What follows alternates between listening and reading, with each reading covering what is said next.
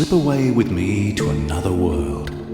It's not really that far from here as the crow flies, but it's actually one of the most remote places on Earth. So remote that if you hurt yourself, it's 3 days to the nearest medical help. But the clinic might be the last thing on your mind, because this is a place where cannibalism used to happen. I saw the shiver up your spine. You live here. Well, you exist here. There isn't time for living. You're totally spent just feeding yourself. That rising power bill is no longer even on your mind. No electricity here. Food doesn't just cost you part of your life. It costs you your complete life, and then some. Dried fish and local produce is as good as it gets. Yes, your Kentucky Fried is still feathered. This area is forgotten, even by the government, because there's nothing they can suck out of the ground in this area to grease the wheels of commerce. You might as well live on another planet. Every week, you have to take whatever you can grow and walk, yes, walk for a day, to then get on a boat for a day. Well, it is a boat by the strictest definition.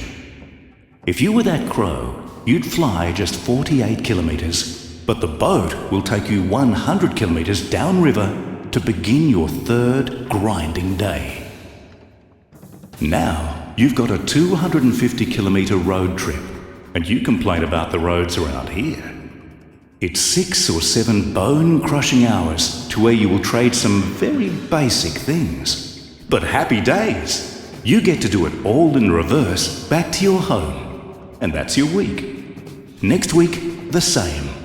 And the week after, until your body is literally just spent at a relatively young age. It's not all bad, though. Your lot is to witness incredible revival. As you walked out, you passed that Bible college that is quite literally a victim of its own success. 21 students in a facility that is only built for 12. 21 trainee pastors who take a single text back to the surrounding villages, and they preach to you on it until you are all gummy from chewing on it. Then 6 days back to Bible college to learn a fresh spiritual morsel. You complain about your sermons. Recently, your village had the text, "Love your enemy." Yeah, right. More about that later. You're seeing amazing things, and you worry about which doctor you should see. All we had was the witch doctor. But he used to have the finesse of your fat cat global bankers. You know, if their fix worked, they are worth more money, of course. If it didn't fix them and they died, well, obviously, he needed more to appease the gods. Well, he's out of business in 180 and a rapidly rising number of villages. Now those trainee pastors are becoming the chiefs. They are a lot easier to live with. Our last sermon was, as I said, to love your enemy. All right for you, eh? Your enemies won't eat you. Ours used to. We sort of knew who we had to love. Those proper bad boys over that ridge. Took us 6 days to get there and back. Anyway, when we got there, they said they sort of knew we were coming. Hang on, what? Yes, they said they wanted to hear what we had to say. Phew, we were off the menu. Anyway, they wouldn't let us go. We stayed 3 days and baptized a third of them. We had to sneak away in the dark, or we'd still be there. Oh, sorry, I forgot you had your eyes closed. Hope you didn't think it was a nightmare. It might seem like a dream, but it's not really.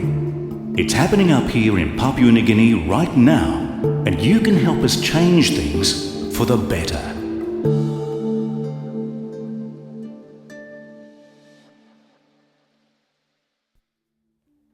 We have a vision. We want to come alongside these beautiful people as they work to improve their lives. Obviously, a trafficable road opens doors for so many opportunities. Phase 1 is to build a 15-kilometre road that will allow us to transport machinery, building materials and all the big ticket items that are very needed in this area. This same road will allow backloading of produce, thereby dramatically improving their own lifestyle as they are able to trade more freely. A deposit has been paid for a 170 horsepower John Deere tractor and front-end loader. This is a vital machine to help build the road and pull trailers in and out once the road is built. Custom-built trailers are already under construction, as is a mobile workshop, and planning is well advanced on the other machinery acquisitions as well. We also aim to consolidate the excellent work being done by this very vital Bible college, so that this very saving Word of God can get into this very remote area and all these villages. A vital add-on would be a medical clinic and a school in this area. These are the things that they so desperately would like to have. We simply are driven by the need of these locals to raise up their own people and reach out to their own world with the great news that Jesus has for us all. By coming alongside these beautiful people, we can learn together and come to appreciate so much how we have been blessed, especially in this land, Australia. Come join with us and let us help build better lives for these people. You're desperately needed. Come on, let's do it together. Oh, by the way, please open your eyes now.